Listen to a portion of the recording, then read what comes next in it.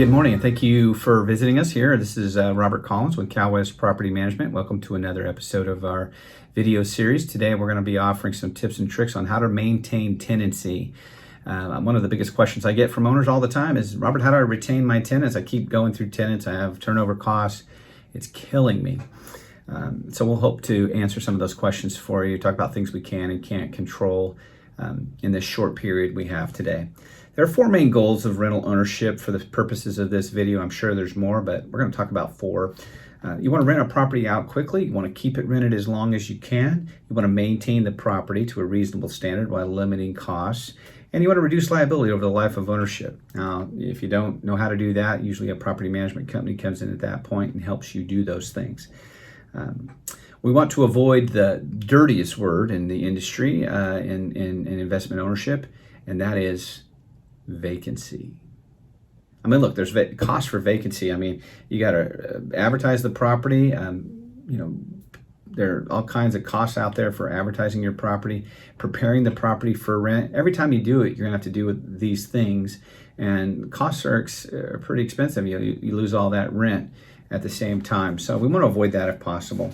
There are factors that factor into whether a tenant stays or goes from your home.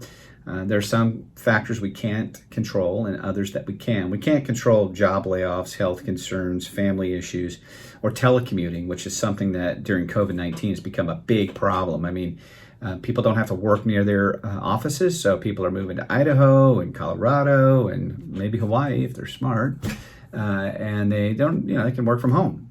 So you can't control those things, but we can control some things. Rent increases, for example. When you put the property on the market for rent, you're trying to get the most money possible.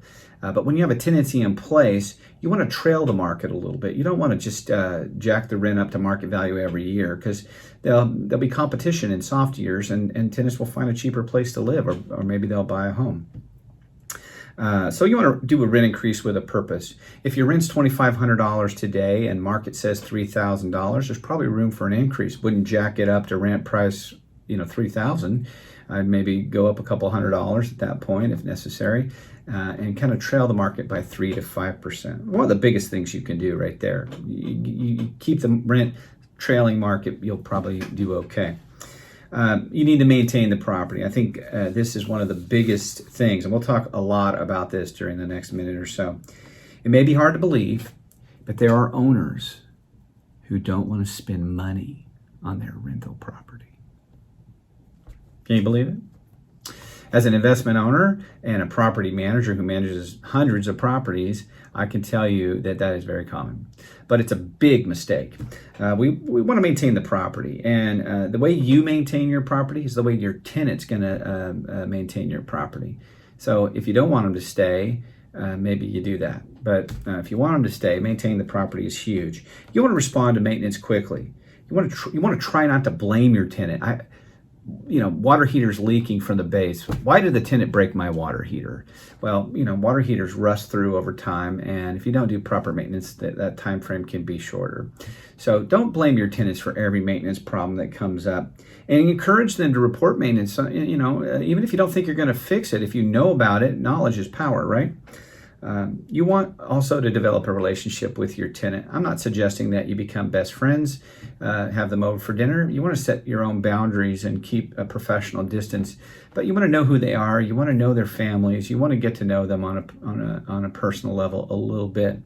Not so much so that they can manipulate you, but enough so that that they know you care.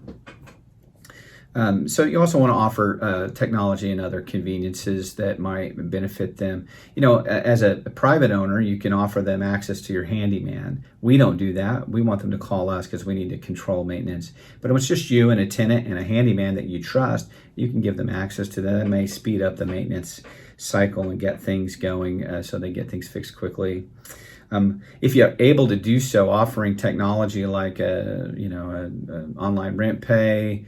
I mean, here at CalWest, we have a 24-hour maintenance line. They can call us anytime. We have lots of ways that they can reach out to us. But as a private owner, just having hey, you know what? I'm going to give you my cell phone number. Text me when you have a maintenance problem. I'll get someone out there. Text is usually a really quick way to communicate. and any other convenience factors you can offer them will help. Look, everybody deserves to be treated with dignity and respect. Your tenants are no exception of that rule. Everybody wants to live in a home they can be proud of. So you can help make that happen by not letting your investment property turn into an ATM machine. You know what I mean? Right? When we forget the people that make it possible for us to cash flow our property, and it's just an ATM. We want to have a dynamic relationship, and this is the most valuable asset you probably own, or one of them. So maintaining it well is a good idea. Listen, I hope this is helpful for you today. I'll be back in the future with more videos. Thanks for taking the time to listen to my rant. And for more information about our services, give us a call. We're here 8:30 to 5, Monday through Friday, and we'll be happy to help you or answer questions if that's all you need. Thanks again, and have a great day, everybody.